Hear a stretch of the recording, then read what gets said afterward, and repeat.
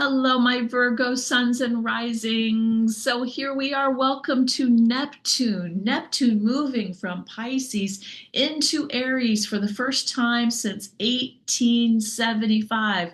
Remember that year? That was a good one, right? And the funny thing is not funny, but the first when Neptune went into Aries, like it is right now, it was 1862. It was the beginning of the Civil War. So this kind of gives you a sense of energy's a little different. When we had Neptune in Pisces, which is your opposite sign, your axis sign, it's at home there. It's the ruling planet of Pisces. But when it gets in Aries, it gets motivated. Sometimes when planets get too comfortable in a sign, they don't do their best work. Sometimes they need a sign to challenge them. And when Neptune moves into Aries, things get done, dreams come true. So that is a good part of having Neptune in Aries. But there are some downsides as well. It's a little dreamy and it's going to be moving into your eighth house of intimacy. Of other people's money, like bank loans, IRS, stuff like that, seduction, soulmate relationship, and very deep transformation. The eighth house is a complicated house. It's the house that's naturally ruled by Scorpio. Sometimes it's known as the death house, but it's not a literal death. It's the death and rebirth and transformation, phoenix rising from the ashes. That's what this one is all about. So now I have to say, Virgos, I'm going to kind of mix in another little message here. You guys, you're starting off. You just had your little, no, a little. You had your eclipse in Virgo a few weeks ago, and you're really facing down the next 2 years of some big changes right now. And then in the midst of all of that, you have Neptune moving into your eighth house of transformation. So there's a little bit of synchronicity going in there about growth and about change.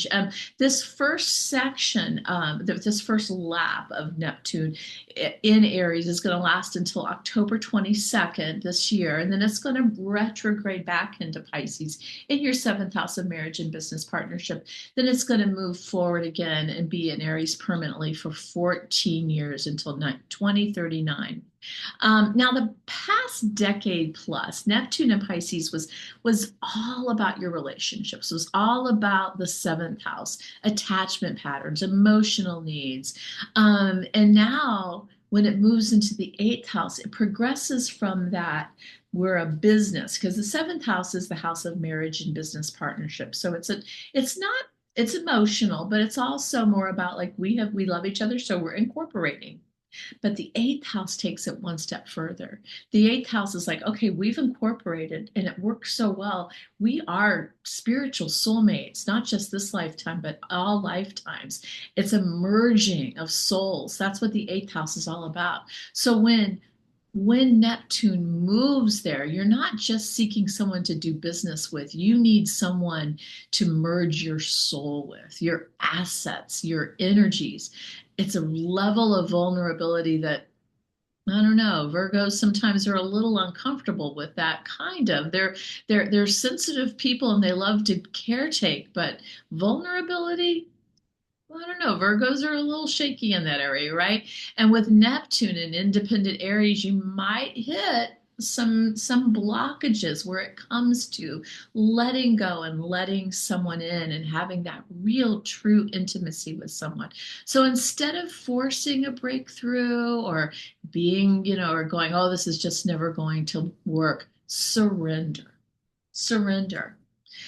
Ask Neptune to be your guide. Like treat Neptune like it's a guardian angel. Have conversations with it. Neptune is spirituality. Neptune is all about creativity and that deep, deep inner knowing and knowledge and emotionality. So let Neptune be your guide, and just know that there will be a slight fog in this area because that's what Neptune does. Neptune has a tendency to fog. So there are boundaries and love and sex.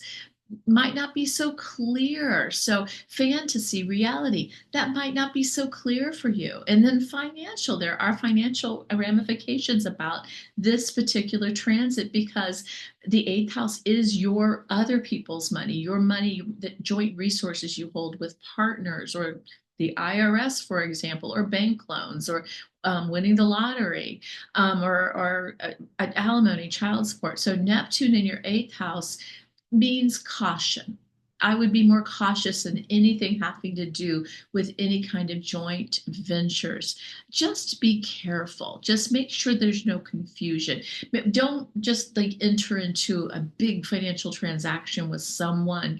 Make sure you have an attorney look at it and then another attorney look at that one. Just be very careful for the next 14 years when it comes to joint resources, just so that the long term, because this is your long term financial health house, and it's very important to be cautious on that. So there's some things to be careful about, but there are some wonderful opportunities for growth and deep connection with this transit for you. So enjoy.